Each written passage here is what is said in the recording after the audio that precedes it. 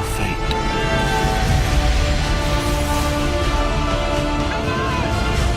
We can end this. I never wanted any of you to die for me.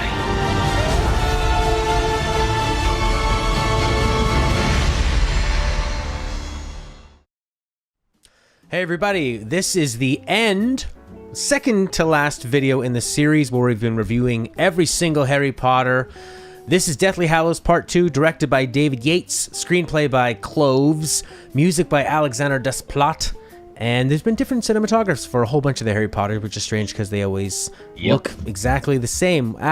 Since I'd say about Azkaban, they started looking the same in the last 3 or 4. But we want to say thank you for everybody that has watched the videos. If you've shared them with anybody, thank you even more. Matthew has a few specific people he'd like to thank because he can remember their names because he knows them. So I've been putting them on my personal Facebook, and we get a decent amount of engagement here and there. It's good to see people enjoy them. So to everybody who watches them on YouTube, even if you've never commented, like, dope. Special thank yous to the people who have commented, like the person we talked about in, I think it was the Half-Blood Prince video, who gave us a pretty cool comment. Like, thanks to you. Also on my Facebook, Amanda, you've been liking them quite a bit. I know Allison, you've been top tier, always watching them. So double thanks to you guys. It's just important to note for anybody, friends or people we don't know on the internet, engagement is nice. It feels good when we throw things into the void and then the void talks back. And it's even better when it's friends and people that we really, really love. So we're glad that we're creating content for you guys that you enjoy, and we're glad that you are enjoying it. So we always like to hear from you, and it's been awesome because I've super enjoyed doing the entire series with you, Matt. I have as well. You're a hell of a fun guy to talk to. I think when we started doing this, barely knew you, but this has been great. I think this was the growing process for us. Harry Potter formed our friendship. If only Radcliffe and Watson's acting ability grew as much as this series, because one of my first notes is that these two bring this movie down. They bring the whole series down. It was a risk. When you're, I mean, in sports, when you draft an 18-year-old onto your team, that's a risk. When you hire an 8-year-old and a 9-year-old and a 10-year-old to helm billion-dollar movies for the next 12 or whatever years, it's a risk. And they weren't terrible. Sometimes they were. They were just barely passable, but I thought in almost every movie they brought, almost every scene they were in, down. Yeah, here's my thing with that. We'll just talk about that generally because we've harped on Radcliffe and Watson quite a bit, and we've praised Grint. I think Grint started off good, and Grint remains good. Radcliffe and Watson, for some reason, they needed to walk away from Harry Potter before they actually put their feet on the ground. Radcliffe was really good in Horns. I'm not gonna lie. He was also really, really good in this new the movie that just came out as an indie movie with Paul Dano last year. I forget what the heck it's called. Radcliffe is good whenever he acted different in the movie. When they wanted him to take the lucky potion, I thought he was hilarious and very charming. But when he does this stoic, I'm Harry Potter, I have a feeling nobody told him anything. They just let him do it. I have a theory. About the idea is that they casted Radcliffe, and when Radcliffe did his audition, he was just being himself. I think that the Harry Potter act we get is just Radcliffe's normal delivery. I think he was a kid. I mean, how old was he when he did the first movie? Young enough where I don't think he doesn't have finessed acting. This kid was not a child prodigy. So I think when he actually needed to act, like you said, when he's in these drunk scenes in the earlier movies and some of the other kind of things that make him not who he is actually as a person, or when he was acting like all the Order of the Phoenix with the Polyjuice, he was so good. I think his Harry Potter performance is just Daniel Radcliffe as a person, because this kid grew up from 9 years old through puberty to full adulthood doing these films. So I think that's what we saw. And I think Grint, for whatever reason, whether it was just his bottom line and he's a more eccentric kid and he found a way to grow that into the performance, for whatever reason, he was able to adapt his character. I think Radcliffe just put Harry as who he was, honestly, and was never forced to act. Like I said, it wasn't until he stepped out and had to do these, like the last movie he was just in that I was talking about with Paul Dano. You'll have to look it up, and I'm so sorry I can't remember it, but he plays a dead corpse and he talks and stuff, but he's excellent in it. And I think they both Watson and Radcliffe need to walk away from the series before they really looked at their career and decided if that's what they wanted to do. Because none of these kids had to continue acting after Harry Potter. No one who worked on Harry Potter had to continue working. They made so much money. So I think they had to step away from the project.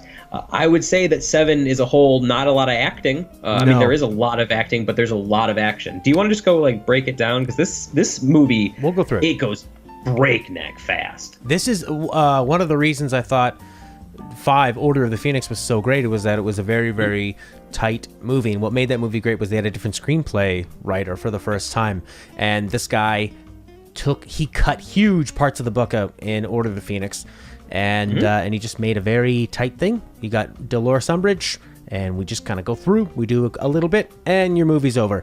This really benefited from splitting up, and what made Deathly Hallows Part 1 really crawl was because they had to drag out these parts out in the wilderness.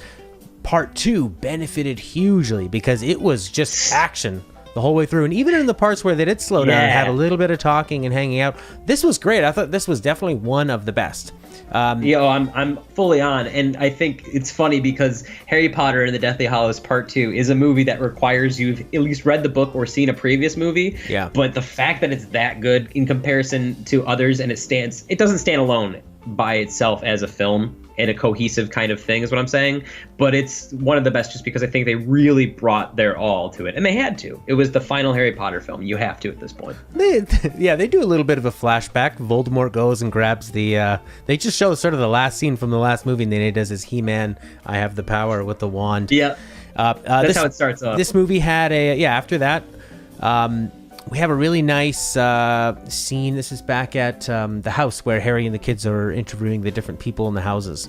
And I love when he talks to Griphook. I thought that scene was really, really nicely done. That was Warwick Davis. I'm so used to seeing Warwick getting made fun of by Ricky Gervais on Life's Too Short that I forgot that he's actually a really great actor. And like he's great as Griphook. The whole discussion between them about trying to get into Gringotts Bank, and then Griphook, just that little subtle flick of his finger, and he points over and he wants the sword. There's some really good shots in this too. There's a shot where I believe Fleur Delacour, and this is also, it's at their cottage. This is right after they've buried Dobby, so this is like right after the end of the last movie. You can see Bill, Ron's brother, Fleur, but there's a specific shot. I think they're like discussing in the hallway like how they're going to get the sword back, but it's pulled back, so you see them standing in this 2-floored hallway, and it's very dark, and it's almost like you cut the house in half and then moved it back into a shadow. It's a really cool shot, and you see a lot of those kind of shots in the earlier parts of the movie, because the end of the movie is nothing but crazy action. But it was a good, like I said before, a good handle on the camera when it comes to those, more scenes. Like, the acting isn't great, but the dialogue was written pretty well. I will say that. Yeah, the dialogue was very nice. And they didn't, like we said before, because this is such an action and such a tight sort of thriller. I would call this movie a thriller because it has horror elements.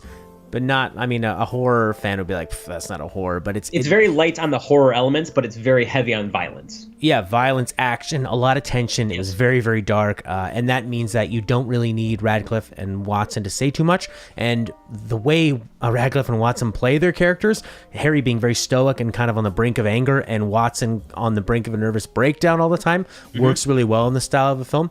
Then we see like Ollivander, and he's shattered. I thought he actually got killed by Snape. I was going to say that Rickman is the one who killed John Hurt, but he's still alive, and he's like a shattered, broken man, and he's telling Harry, and this is the big setup for the confrontation with Snape later on, is that if Snape has that wand, you don't stand a chance. And Harry, I think this is when Harry tells him, he's like, oh, because he says that he's going to come after you and he's going to kill you, and Harry's like, well, I guess I better kill him first. Yeah, that was great. It's a little bit cheesy, but I loved it. It's funny. It's tongue in cheek. I think John Hurt is, once again, when there's adults on the screen, I think all the people benefit. The worst scenes we have with Radcliffe and Watson and them are the ones when they're alone. But when there's other actors who are really creating an energy in the room, and John Hurt, god damn it, is one of the best actors that ever lived. Rest in peace.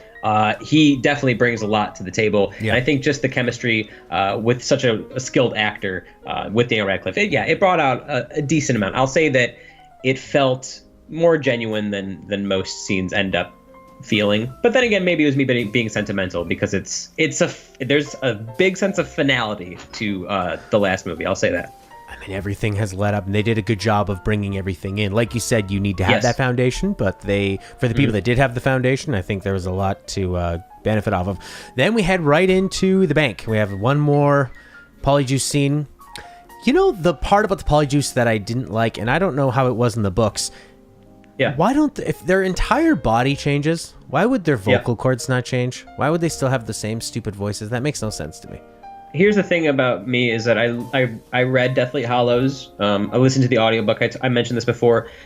I think the movie is different enough that there's things they borrow from it, but a lot of the book is got a lot of lore going on in the background, and the minutia I kind of forget. I remember them going in, and I remember them using the polyjuice potion, but I just see the movie now because that's the last thing I remember. I think they did a good job capturing the style is what I'm saying. Is that if you were to ask me like what happened or what's wrong about that scene, I'd be like I honestly nothing glaring that I can't point out. I'm not saying anything. But I'm just like a nitpick of that. I just think it's stupid that their voice hasn't changed. I know they keep it in because it's a visually funny thing to see Helena Bonham Carter acting like Hermione and having Emma Watson's voice come out. But I was just really ready to not hear their voices for a couple scenes. Now that you say it, I think in the books their voices do change. I think their voices change in the book. So too. I think they used it in Chamber of Secrets because it was funny because it was like Ron and Harry trying to act like Crabbe and Goyle. Yeah. So it was kind of comedic. And at that point they're like, shit, we put there's a lot of polyjuice potion in Chamber of Secrets. So I think it was just they had to go with it. If anybody knows, please let us know below. I'm very, very curious to find out. This heist into the Gringotts Bank was fucking fantastic. The tension of, because you have Helena Bonham Carter pretending to be Hermione, pretending to be... Excellent performance from her. Oh, she was great. And just that tension with not having the ID. I thought that was played off really, really well. And then they have to do that. I didn't know it was the Imperious Curse that because the Imperious Curse to me sounds like it's like one of the forbidden spells or whatever, right? I could be wrong. It's one of the 3 unforgivable spells. But in the movie, it's this like pink cotton candy thing, and then they look so happy. So that's not really how I would have pictured the Imperious Curse. Yeah. But I feels more like it's an elation drug or something. You know, like they're blowing pixie dust in their face and they're getting high and forgetting or something. That's what it comes off of. Absolutely. I still don't know. Oh, go ahead. I was just gonna keep going forward. They get into the vault and we see a gigantic visual feast of those cups duplicating. I thought that hand was handled well. It looked gorgeous. Yep. I mean, because they used so many of those real cups, and then Grip Hook screwing them in the end. And doing the transaction and leaving them to fend for themselves was just great. Yep. It's very in line with what gnomes are, or gnomes, troll, whatever the hell they are. They're gnomes. It's very in line with their kind of like, they don't care for wizards. They're not trying to do you a favor. So it felt applicable to the world. The dragon part has some kind of, well, here's the thing about this. I can't harp on them for having kind of CGI in the early parts because there's a lot of budget at the end of this movie, but it was noticeable when they're hopping on the dragon as they escape that they're like Harry Potter and the Prisoner of Azkaban level CGI characters holding on to that thing. Yeah, that was not very good.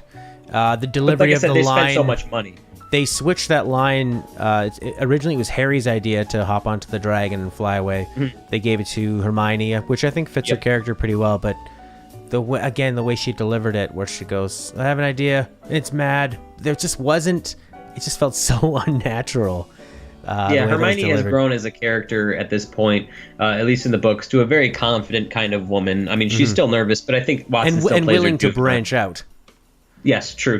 As she learns things and as she grows up, she becomes less, put offish, less restrictive. And I think they don't really show that in the movies, but whatever, nitpicks. Here's the thing, though, is the whole thing with Gringotts is a really good example of how you pick a story and how you create impact without the people knowing, or your audience knowing. Harry's first real wow moment, besides the fact of like opening Diagon Alley, is when he goes to Gringotts Bank, because he's like in the movies, he's super floored by Gringotts Bank and going into the vault. That's where you first see your mystery with Philosopher's Stone and all that stuff. He is super blown away by all this. It's one of the first moments we have where Harry Potter, the character of Harry Potter, is in wonderment. He's completely out of control of the situation. And at the end of the movie, You see him returning to one of the very first places he was in a wizard, and at the beginning of the story, he thought it was the most impenetrable place that people could ever be, ever. Yeah. And you see him going in and with confidence stealing something from a vault. It shows progression of character, not just internally, but in relation to the world as well, which is really good telling on J.K. Rowling's storyline. You could have easily made this bank somewhere else or another building, but the fact that it's the same place that Harry visited and it was what's once bewildered by its wonderment, he just goes in there and breaks the ceiling off. It's believable too, by finding the one person that could get them in and then offering him something that he believably would want in return for that risk, and then having him screw them in the end to make that believable because he didn't want to do it in the first place. So, I mean, you can put that all on J.K. Rowling.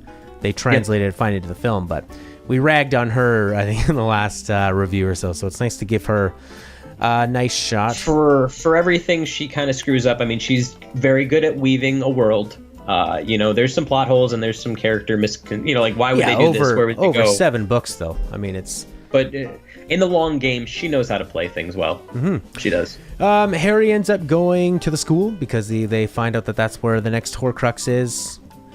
Am I missing anything big on the way there? No, the only thing I do like is that they could have skipped the part. They go into, I believe, what the hell? We just watched this movie. We've been doing reviews on all of them. Hogsmeade. They go into Hogsmeade and the cat alarms are going off, okay? And that's where they meet Aberforth, who is Dumbledore's older brother. There is a small scene. There's a small scene between them where Aberforth, who's never been shown in the movies before, which is good, I'm pretty sure, he explains, like, why are you doing this? And he's like, well, Dumbledore told me. Harry's like, Dumbledore gave me a mission. He's like, oh, I hope it's an easy mission. And Aberforth really brings out, because it's a lot in the book. Important. Yeah.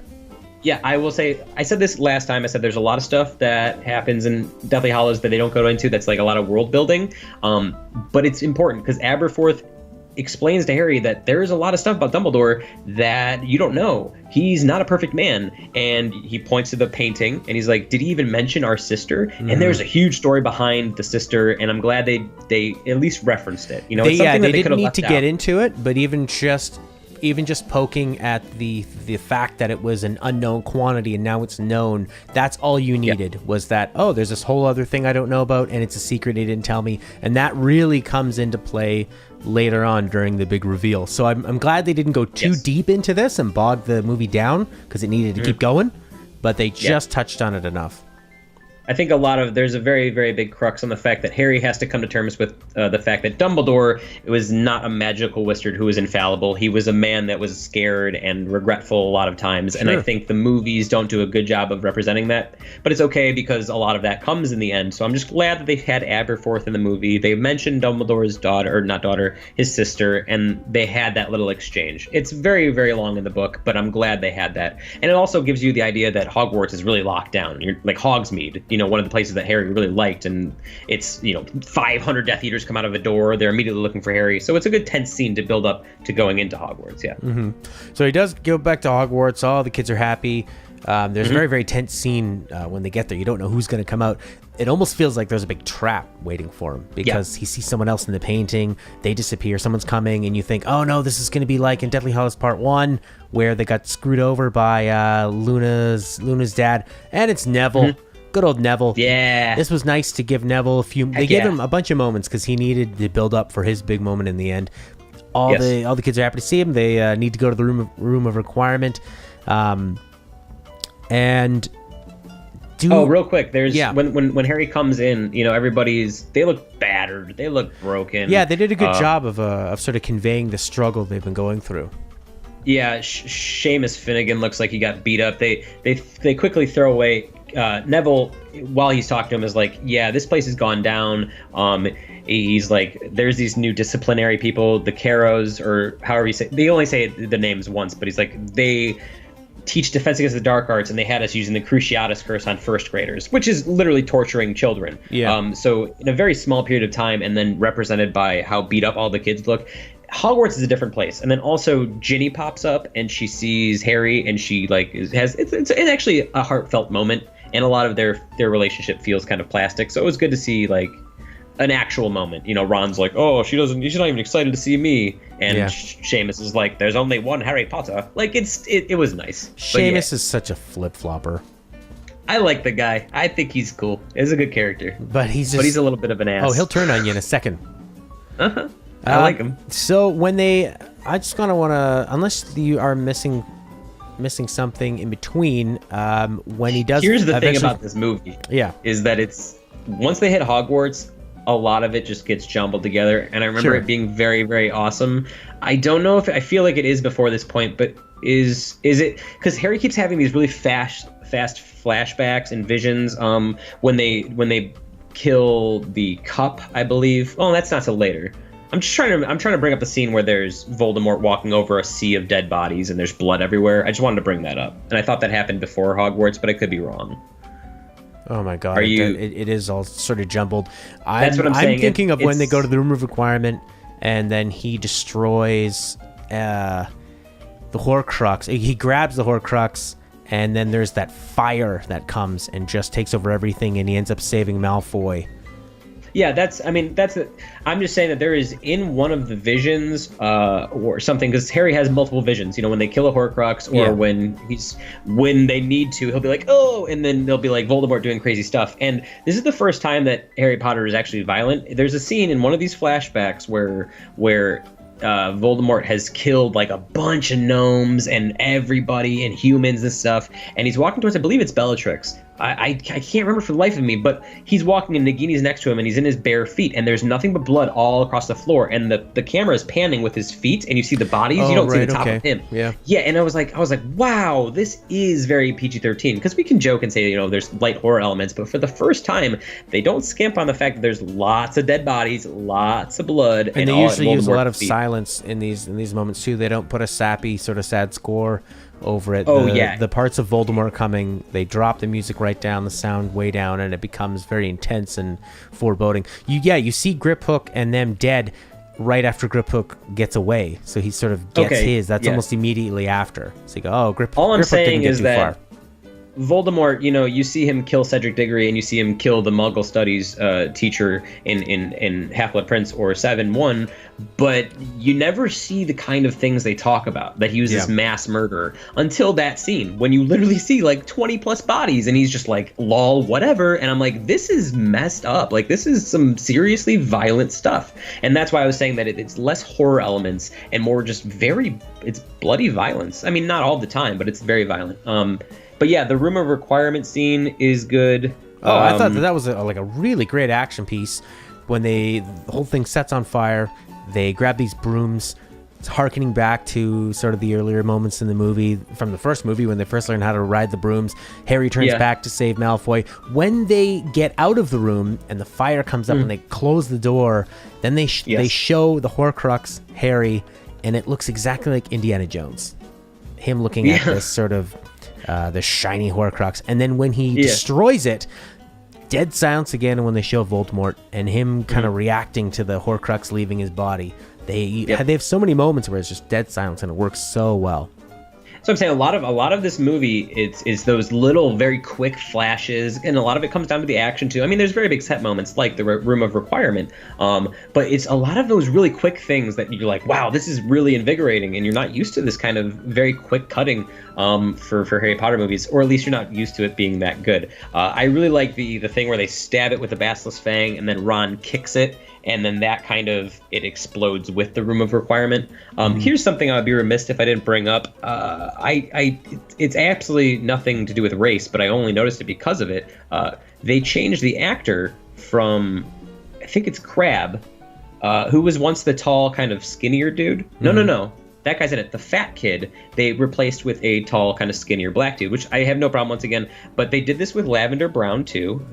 She was originally a black actress for the first 1 to 4 movies, and then they changed her to the white chick. I have no clue why, because that Crabbe, the fat kid, has been in it all the way up until 6, 7. I had no clue why they changed it. And so that's why I was curious as to why they changed that, because he's only in there for the one scene and then a little bit after. So I was curious as to it's because Waylett was did he pass away, or no, he was brought up on a drug charge.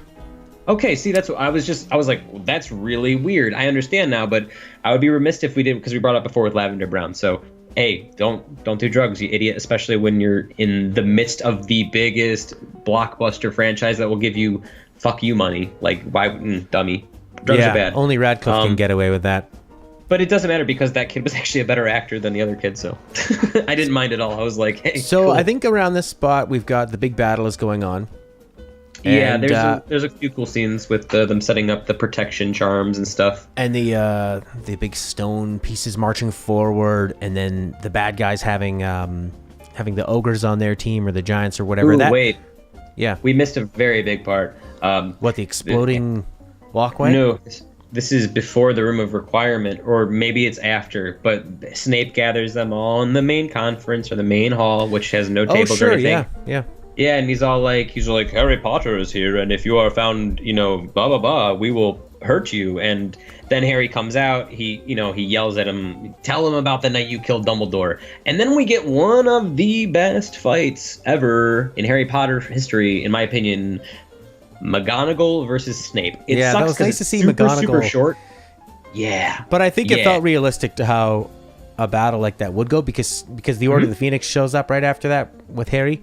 So Snape realizes he's outnumbered. It felt logical to me, which is sometimes these magic fights, they will just play with the rules of it. And I know it's not real, but you need to still work within the rules if you want to create any kind of tension. So that was great. Yeah, seeing McGonagall finally get to flex her magical muscles was pretty satisfying. Not only is it great, but it's funny because like it's such a good. The scene is written perfectly, and it's also edited perfectly. Because he's getting into this thing, and as soon as Snape raises his wand, Minerva just out of nowhere steps in front and raises her wand, and Snape gives her this kind of look, and then she just goes for it, starts shooting fire at him. Yeah. And it's once again they get it very quiet. The spells, whoever did the sound effect for the spells, that shit is great. They're sparking off. She shoots a spell that deflects and doesn't kill but maims both of the disciplinary people, whether it's intentional or not. I think that's funny. Minerva just throws a spell and those two get smacked, and then you see Snape jumping away and she yells, "You coward." It's just a very, very, very good scene, and it's a good duel for both audio. It's like a mini version of that fight in the Ministry between Voldemort and and Dumbledore. And not because it's super, super crazy, but it's because there's two super, super powerful wizards that we've never seen go at it, and we see them go at it for a minute, and it's crazy. Like, it's really, really well done. It's not visually insane, but, dude, that part, I was like, gave me shivers. I love that part a lot. But yeah, then it kind of just goes into, like you're saying, they have the bridge and all that stuff. Which reminded me of Lord of the Rings 2, the big battle there at the Keep or Helm's Deep or whatever. Hey, Lord of the Rings is pretty good. Yeah, that might be the next series we do. In fact, it probably will be. That's an announcement. Hell if yeah. you like these series, we'll be doing Lord of the Rings. So this battle's going on, and they're cutting all over the place. There's a great spot where Harry and them are sort of maneuvering their way through the battle. There's spiders kind of come out. There's like these little cameos of things that they've had to deal with in the past. Like they've already dealt with an ogre and their kids. I'll say that too. What's that? I said not a lot of this is in the books. I'll tell that too. I don't think the giant armor pieces are in the books. Okay. The ogres are and the giants are, but I don't remember the spiders coming out. I think that's what I'm saying is I think that whole thing where Minerva's like does the enchantment and then the giant stone armor comes down. I don't think that's in the book. I think that the battle in this is very, very, very well done. I can see that cool because the line she says about "I've always wanted to see that spell" was a very movie cheesy line that I just would not ring true in a book. Once again, I like it because it shows all the different aspects of magic coming together. That's why I like Harry Potter. But yeah, I think it was really well done. I mean, this is when Harry's deciding that he needs to go confront Voldemort, because somewhere along here too we have the scene where Voldemort tells everyone they'll be spared. He does that whisper thing where everyone can hear him whispering. Yeah, he says if you give up Harry, there's the people screaming in his ear, or he talks to their ears and the girls are all screaming. He comes over kind of like a loudspeaker. This is right after the Minerva scene. Yeah, he's like, give me Harry Potter or I'll kill you all. And then he's all like, shit. And then there's a little bit of battling. But there's a little bit more before he goes into the woods. Because the Slytherin try to turn on him. Ginny jumps in his way. She says, if anyone's going to slap him around, it's going to be me when we're married. And McGonagall's like, tell all the Slytherins to go in the dungeons. And it was kind of like everyone's like, yay. And I'm like, hey, man, there's some cool kids from Slytherin that aren't evil. Yeah, I know. They all got kind of like, why are you going to lock them all in the dungeon? Jeez, throwing the baby with the bathwater. We got to be safe. Then we get Snape and Voldemort. Yeah. And they're talking about the Elder Wand because the whole point of the Elder Wand is that it can be used to kill Harry. And it's the most powerful wand in the world. But Voldemort is realizing because Snape was the one to kill Dumbledore that he's the true owner of the Elder Wand. And, because the wand truly responds to the person who killed its last owner. So Snape and the crowd are realizing, oh shit, Voldemort is going to murder Snape. And Snape tells him, you've been a great follower. But there can, only one of us can live or whatever. And then this town is only big enough for the two of us. Yeah. And then they but Harry's listening. He's eavesdropping in the whole time. And then when they have Voldemort, he kills him like a James Bond villain, where he kind of does a spell and then he's like, oh, I should feed my snake. And Nagini, you kill him really slowly. And then they cut away, just showing Harry's perspective on the other side of the wall. And you just kind of hear this like bang, bang, bang of... Yeah, he's like leaning against a glass and it's like a snake. You hear it striking. Yeah, which is like an incredibly convenient way to kill him off. But I mean, yeah, it's a movie. It's an action movie. I mean, most movies wouldn't progress past the second act if the villain was smart enough to kill people right away. I don't think there was a spell in the book, but I think it's another good example of savagery of Voldemort. That Snape was one of his most loyal people. Instead of giving him a quick and swift death, he lets him get, bitten to death by a giant snake. And it's another one of those elements of the horror, because it is, you don't see it straight on. You see it through, like you said, the fogged glass. It's from Harry's perspective, and you hear that first puncture, and it's kind of like, oh, there goes the snake. And then you see blood start to splatter a little bit, not excessive, but enough that you're like, oh, that wasn't... I would assume that Snape would have gotten a quick Avada Kedavra and been done with it, but no, he's still alive, he's suffering, and it's like, yeah, it kind of sucks for Snape. It's an effective death scene, in my opinion. I think it's good. It works. It builds Voldemort as maybe a stupid, but it is ex machina for Harry Potter to come in and do the rest of that Harry scene. Comes in and needs to get his tears. And this is when the big turn is. At this point, I looked down and I could not believe that we were an hour in and there was still one more hour to go. And I don't mean that the movie was dragging. I just felt like so much had already happened. We must be near the end. And still tons more to go. So that's what I thought. It was very, very well paced throughout the entire movie, and that's what I thought. I think I had the same exact thing. Like maybe an hour and 30 minutes in, I'm like, well, I think we're wrapping up, and I'm like, oh, guess not. Like a lot of stuff in this movie. So Harry gets the tears, so he can go look at Snape's memories, and then we have Harry walking back, and now this is sort of like the sad military montage of all these people dead. He's seeing all the consequences of having everybody fight for him, and you see the dead twin that they don't bring in till this point, which is really nice. And man, fuck you. I love Fred and George. No, I just mean it was nice that they waited until this point, because I think in the books they kill him off earlier in the action, but they don't do the reveal of one of the twins dying. No, it's the way they reveal it is good. I get what you're saying. Because Ron's all like, oh shit. And they've sort of made Hogwarts into this very scary place. It's very dark and foreboding. It looks like a haunted house. You half recognize friendly things, and the other half of it looks very, very dangerous. And then Harry goes off and he looks at Snape's memory. And hey, real quick. Wind it back real quick. He has to go find... This is before the Room of Requirement scene, because they're searching for the last Horcrux, which is Ravenclaw's lost diadem. He also goes up to Ravenclaw Common Room, or on his way there, talks to Luna. This is one of the only times, besides like the first few movies, where we see a ghost. And she is done pretty well, I'll say. That is extremely well done, yep. She's translucent at points, but she's also played very well. The makeup they did was good. The scene is a little bit creepy, but it's not overplayed. I just want to say... And she feels like a ghost. Her motivations and her anger about what had happened and what she's guarding feels like she has this unfinished business that she was never able to get over. I think a lot of things with Harry Potter movies, they leave a lot of things out, but ghosts are always around, and ghosts play a very big deal in kind of Harry Potter. Not very critical plot stuff, but they're very essential to the world building. In one of the earlier books, they go to a death day party for Saint Nick, or nearly headless Nick. So at least it was nice to see some of that stuff brought back. I like to see the ghost, and I like that. Hey, it's one of the other ghosts that we've never seen before. So I like that at least. And I think they handled that differently than in the book, where In the believe book, I he think they go up talks- to the Ravenclaw area or something. He has to go through a few more steps. This one, they sort of just cut out the middle part and just gave him directly to the source. And that's what you need to do in a movie. You need to cut things out, make it very direct, and just have something visually interesting and easy to understand. And that was very successful. But yeah, then we go into the scene with Dumbledore's office. Once again, they've changed the pensieve or whatever you call it. Now it's no longer a totem that slides out. It's like this floating giant saucer pan. Yeah. And then he pours it in. Once again, we get the really cool falling ink effect from the 6 that we got. I really like that effect a lot. But yeah, Snape's memory. This was really fun because you're getting, we're learning that Snape loved Harry's mom and ended up being. It gets a little bit convoluted, and the whole motivation is that Dumbledore agrees to.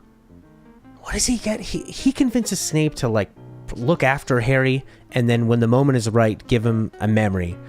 And then Snape is realizing that Dumbledore, and we're all realizing that Dumbledore needed to keep Harry alive until the very last possible moment, once all the Horcruxes were dead, and the only way to kill Voldemort was that when all the Horcruxes were gone, when Voldemort kills Harry, he will kill himself in the process.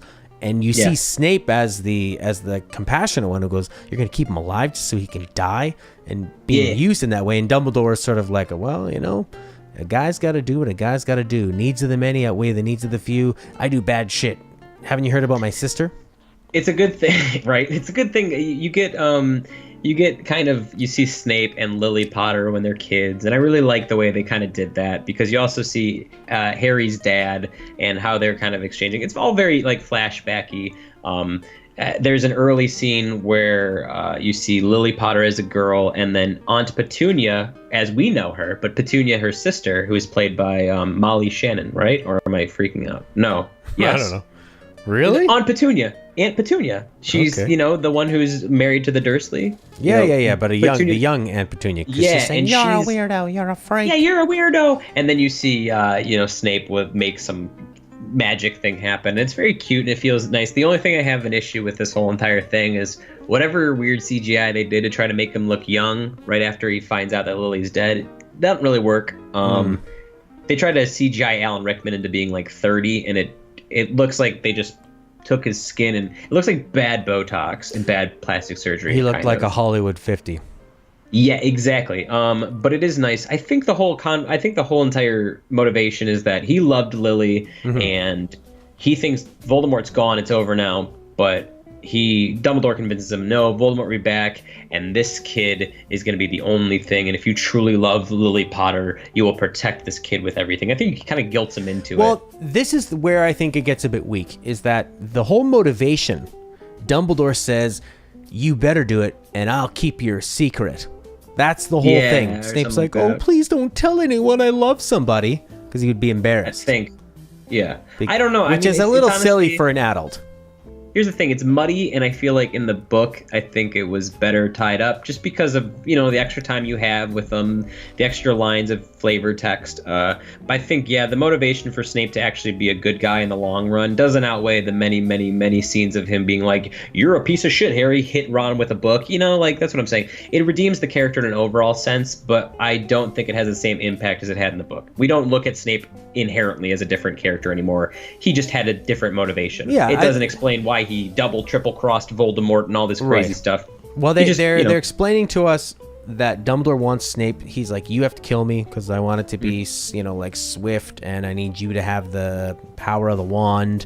You also find out that Dumbledore was already going to die from the which I feel like they really glossed over, because I didn't quite understand that when they had happened, when he said, how long do I have for this curse? I have a year. And then you're thinking back of all the times that Dumbledore didn't show Harry the hand. So I guess that kind of ties together, but that part I missed out on. It'll leave Snape it gives Snape a justification. Like it kind of alleviates his character more, because I guess if Dumbledore wasn't already having impending death, you could be like, well, Snape had to kill him, and but it's like Dumbledore was already going to die, so it's not that big of a deal. So it kind of makes Snape less evil for accepting the idea in the first place. This is all pretty much Snape apologies. It's what it is. As much as that is easy to sort of nitpick through, I still got what the scene was doing, that whole sequence. I still felt like everything was turning, and I was with Harry when we were discovering it. He's discovering that he's going to die, that Dumbledore knew he was going to die, and it was all about sacrifice. And that Snape all along needed to kill Dumbledore so he would gain the trust of Voldemort, and then Harry's realizing, oh, I'm the boy who lived just so I could be the boy who's going to die for everybody else. The whole point of the thing is that, yeah, I mean, we can look over and nitpick it, but at this point, we're in like the third act of the movie, and it does the job it needs to do. Yeah, in hindsight, they could have done a better job sprucing it up, but that would have required them to think back further movies, and I honestly don't think the thing was finished up. I don't think they knew what the ending was going to be when they were filming the rest of the movies, so as a late act twist, I've seen worse, is what I'm saying. Oh, yeah. You know? Yeah, it was a little bit clunky, but I was still on board. It's like with the final resolution of it. I was still, I still bought into it and enjoyed the turn. Then we get the big final meetup where Harry meets up with Voldemort. Voldemort's waiting. There's a nice little scene before that where he's kind of like, I know what I have to do. And it's always weird to me is that he's like, I'm going to go to the Forbidden Forest. This is something I have to do alone. And Hermione and Ron are both standing there and they kind of get it. And, Emma Watson gives her usual tearful hug kind of thing that she does. And while he's hugging Hermione, he kind of looks at Ron and just does this like bud, like acknowledgement kind of thing, and then walks away. And I'm like, you're literally walking to your death, and you're not gonna hug your best friend since you've been a kid. Like it was just a nitpick thing for me, but it was just like that stood out. Like as a final goodbye, you really could have put more into it. They're not for it to be believable. But no, that's what I'm saying. If you're your best friend that you've known throughout the whole thing, to make it believable. Yeah, for those of us who didn't read the book. Well, it's probably about as much emotion as Radcliffe wanted. Maybe Radcliffe is making these strong choices. He's like, nope, Harry would be stoic. Off I go.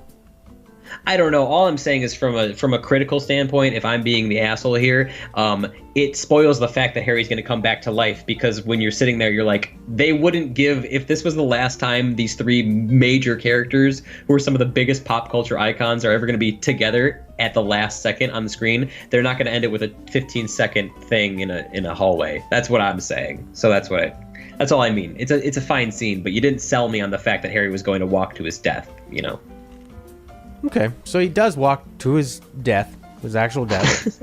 Voldemort is pretty happy to see him, and Harry doesn't really put up much of a fight. Voldemort kills him with his very campy Avada Kedavra. We get a nice scene with the ghosts and stuff where you see all the ghosts' mom and dad. Yeah, That's where he kisses the snitch, and then he finds the resurrection stone, and he's like, it was here the whole time. And that's another thing. They're like, the inscription is, I open at the close, and he's like, I have to say I'm ready to die, and then he kisses it and it opens, which was interesting. But that's how he gets the final resurrection stone. Yeah, and we're finding out that he could just accept death, and he could hang out with his parents and all the people that he loves, and just not face anything else. He could just stay there and have a great time in heaven, I guess it is. Some sort of wizard afterlife. It's like this weird spectral thing. It's all very white. Harry's like, it looks like King's Cross, and Dumbledore is explaining to him in very vague terms about, you could go back, or you could take a train somewhere, And baby Voldemort is there. The Voldemort he looks fetus. He looks like a failed abortion. I was just gonna say it, like rough, an 8th-month abortion. Honestly, it's honestly what it looks like, and it's never explained. I mean, it's just a piece of Harry's soul that is Voldemort dying, but it's a good contrast for how bright and white the scene is to have this like bloody little thing, and they show it very close up. Yeah, I thought it was a good contrast and very surreal.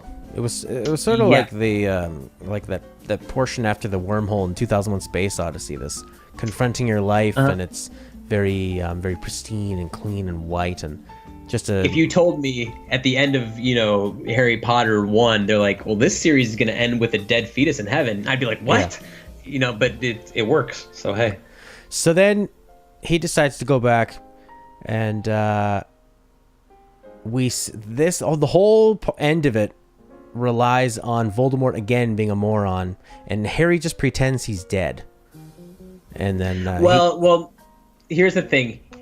Voldemort puts too much trust into Lucius's mom because he's like, is he dead? After he hits her with a Vada Kedavra. And she walks over and she's like, is Malfoy alive? And he gives a little nod. And then she's like, yeah, he's dead. So he didn't just check the pulse himself. He's stupid. Yeah, he just goes, all right, good enough for me. The entire thing I've been working towards doing and will guarantee my eternal life. I guess it's fine. Yeah. I do like that he forces Hagrid to carry him back like he does in the book, because that's like one last little thing you can do to be rude. Like, hey, we're going to walk all the way back from the forest. Like, you get to carry his body. But Hagrid is so bad at keeping secret. He always lets the secret out. I thought if you pick somebody up, you know they're alive. Picks him up, he's like, Harry's alive. Oh, I should have said that. Yeah, exactly. Dead bodies feel pretty different from a live body. They get cold, they get stiff, they poop their pants. It's funny. It's funny just judged upon how Hagrid's character used to be, and then Hagrid is so smally shown. It's just weird that as the films progress with their tone, the characters kind of do too. Like literally, one of the last times we see Hagrid, or most of the times we see Hagrid, like you said, he's like, "Oops, I shouldn't have said that." Yeah. So by all forms of logic, the second Hagrid picked him up, he would have been like, "Oh, I should have said that. He's alive." Exactly. But yeah, it's super serious. There's one line I liked in when he's talking to Dumbledore in Limbo or Heaven or whatever, where Dumbledore first calls him a boy, and then he calls him a man, and then they walk together. They're sort of walking together as equals because he respects the decision that It's a good scene. It's a good scene. So yeah, they walk on back, and then they have the big confrontation, and it's Neville who steps up to the plate and he delivers the big speech. Everybody laughs at him. All of the Death Eaters know that Neville's a loser. Yeah, they're all like, haha, you dummy. Well, this is in the part where he's... they're asking for people to join, he says. Whoever wants to join us and be safe. Malfoy runs over, and then Neville walks out, and they go, oh, you'll be a meager addition, but okay. And then they let him give a speech. Yeah. And he's all like, Harry is the greatest, and he's still in our hearts. And, it's a decent outing by Neville, but he gives your average, like, we'll still live on because... Harry is in all of us, apparently. Yeah, which Voldemort should get. He likes Horcruxes and pieces of things being in other things. And then we get the big sort of action sequence of, I guess he still has the sword. Mm-hmm. Does he not? I mean, he sort of like unsheaths it. He earlier on, because... there's a break there where after all the crazy battling is going on, you see all the professors and all the students fighting the Death Eaters. Yeah. Voldemort, before they go into the Forbidden Forest, he says, once again through his telepathic loudspeaker, he's like, "Hey, we're gonna dip out now. You got an hour to bring Harry to the Forbidden Forest, clean up your dead." And while they're kind of going through that and they're picking over the rubble, Neville picks up the Sorting Hat and he pulls the sword out of the Sorting Hat. Okay, because it goes to people in Gryffindor that need it. Yeah, exactly. So that's where he gets it from, and so he has that shit ready to go. So yeah, he causes the big distraction. Harry runs away. Yeah, Harry kind of flips out of his arms, and what I really like about this scene is right when that kind of happens, you just see the Malfoys just shuffling away, like they're looking back at the thing, they're like, nope, we're out of here. So, as always, cowardly in the end. And then, do you want to take me through the last sort of scene here, the last sequence? I mean, it's once again, it's kind of mishmash, but essentially, he's like, whoo, and he flips down, and everyone of course is surprised. You start to see Death Eaters that are apparating away because they're like, dude, this kid can't be killed. So people are ditching him. Generally speaking, it's just, I think some kids run into Hogwarts. I'm trying to think of the transition. At one point, Nagini has to die from the sword. Yeah, first. Nagini jumps. I think Nagini jumps at Harry or something, and then Neville comes out of nowhere, or maybe it's Ginny. Oh, that's right. Harry runs off. Neville makes a distraction. Harry wriggles out and he runs and he's dodging. Voldemort and Nagini go and do like a pincer move on Harry. They're on either side of him, and then. Or maybe just Nagini does, and right when Nagini's about to get Harry, that's when Neville comes in slow-mo with the sword and from like the side of the frame, he cuts off the head. I thought that was a pretty nice moment too.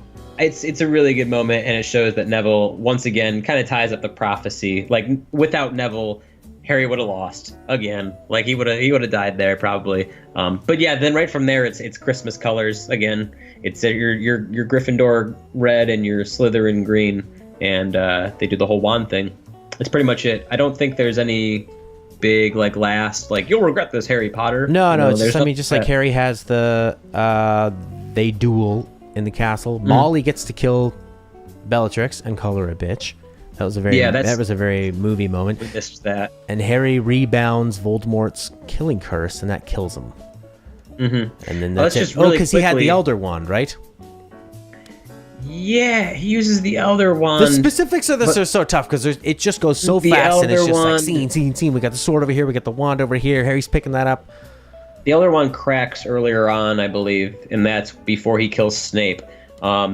Whatever reason, yeah. Whatever the details. The ending scene, I liked. There was a lot of action. They built it up really well. I rarely in this movie, and especially in this last part, felt any cringeworthy moments.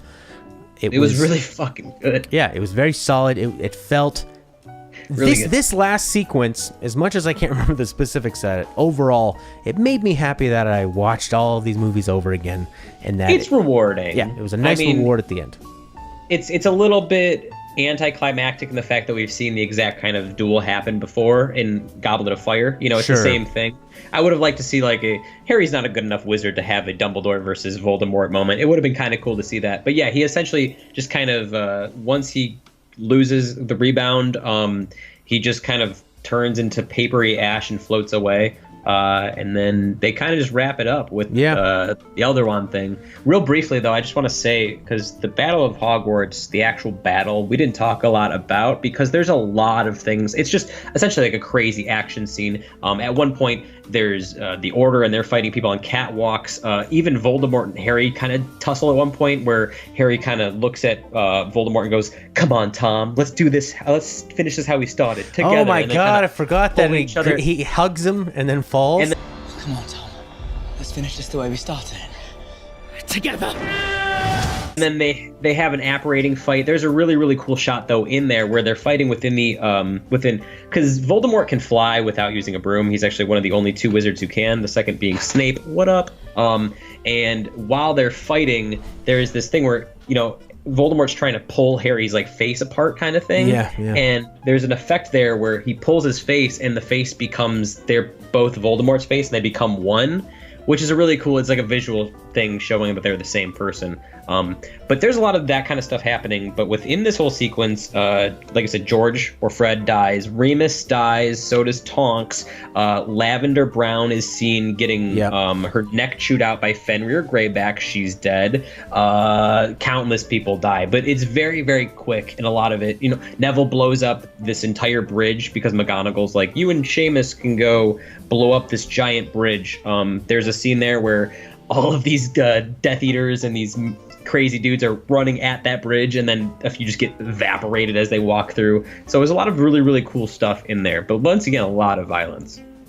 It was great. And then we have the lame kids going to school later. I could have really done without that, but I think I actually tried to pause the movie and turn it off. Yeah, he's like, oh, I have the Elder Wand, and they're all like, well, what are we going to do with it? And he's like, for some reason, Ron says, oh, let's keep it. Think of what we can do. Like, what the hell, Ron? Yeah, Ron. Death Eater here? Come on. Maybe he is. Yeah, see what we just went through? All these people died because of people trying to have power over the world? And you want to take the Elder Wand for something?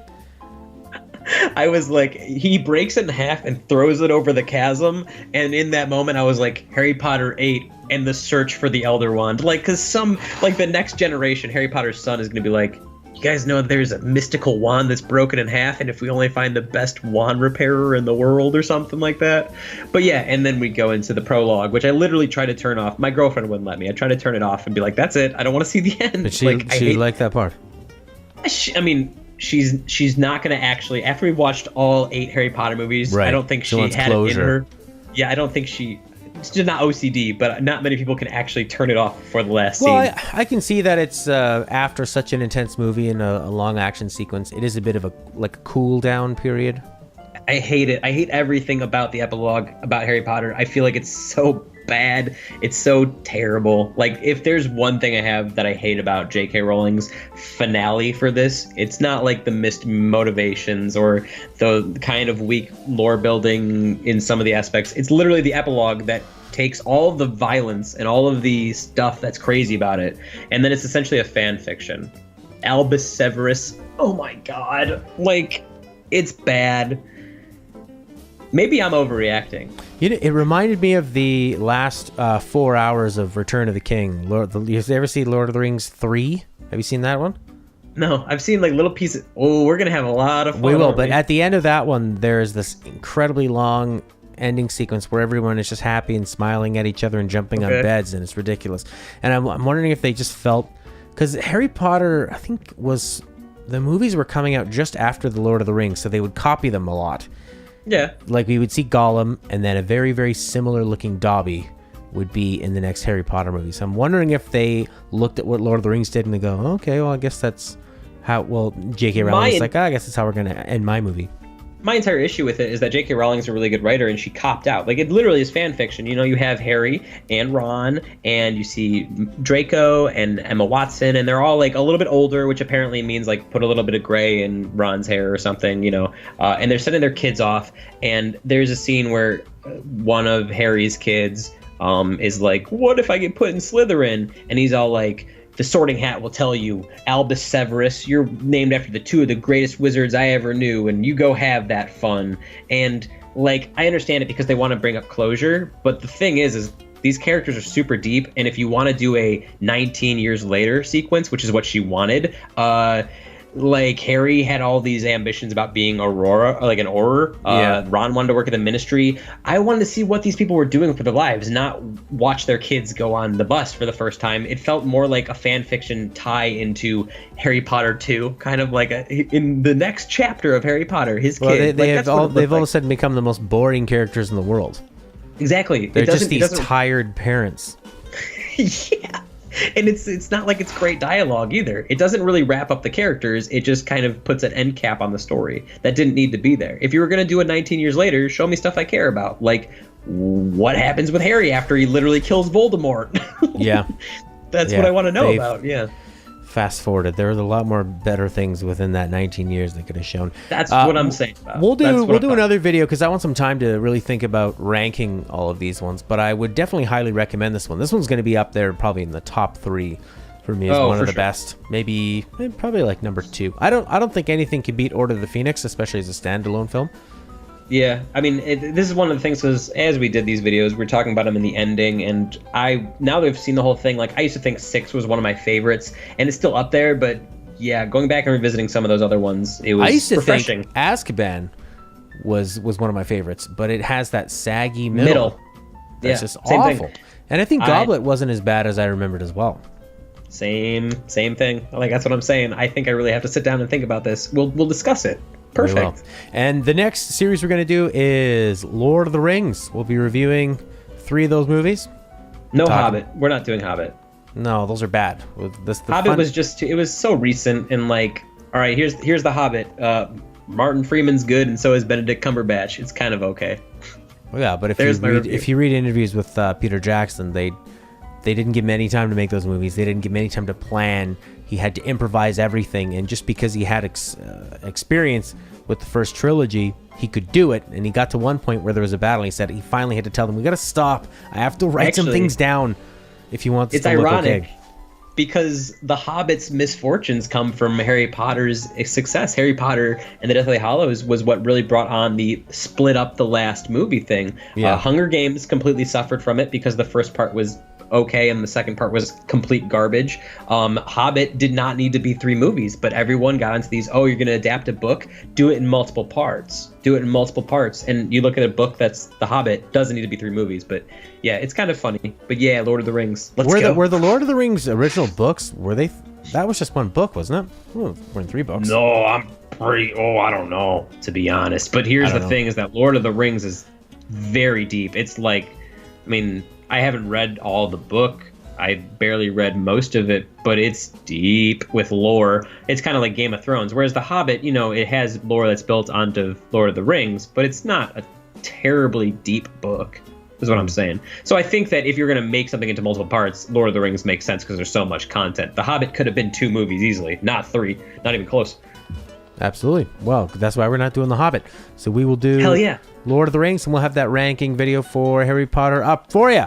All right, you can find our crap on a90skid.com. Wait, Matt. What now? Wait. How many stars? Yeah. Oh my god. 5, bro. 5? 4.5. I'm not gonna. I can't. Well, maybe I can give this 5 out of 5. We gave another one 5 out of 5. I think if you've watched the 7 previous movies, this movie feels like a 5. I don't think there's anything. Watched all the rest. If you've watched all the rest of them, I don't think there's anything wrong with this movie at all. I think it just hums along and it gives a very satisfying conclusion. A lot of it is based on what Rowling did, but they just did a great job bringing this together. And they brought in a heavy hitter for composing the music, Alexander Desplat. The score was really good. Yeah, really good. He did the Deathly Hallows Part 1 as well. People may know him for doing the score to Fantastic Mr. Fox. He's one of the few composers. One of the few composers to ever be nominated twice for an Oscar for the best score, and compete against himself in the same category. John Williams is one of the only other ones to do that. And Desplat was going to do a Star Wars Rogue One, but then because they did all those crazy reshoots, they had to move him out, and they brought in Michael Giacchino from Star Trek fame. Hey, Star Trek. Let's do that next. Psych. That's I would do the original Star Trek movies. That'd be fun. Are there 8 of them? Yeah. How many Star Trek movies are there? There's a lot. Maybe. Well, for maybe the original year. cast, maybe I think there's six of them. Maybe next year. The Next Generation ones are real bad. Yeah, that's what I'm saying. We'll do Lord of the Rings next. Lord of the Rings. But I've had a great time with Harry Potter. The next video will definitely do all the wrap up for sure. Yeah. Thanks everybody for watching. Look forward to that ranking video. And, Hell yeah. Bye for now.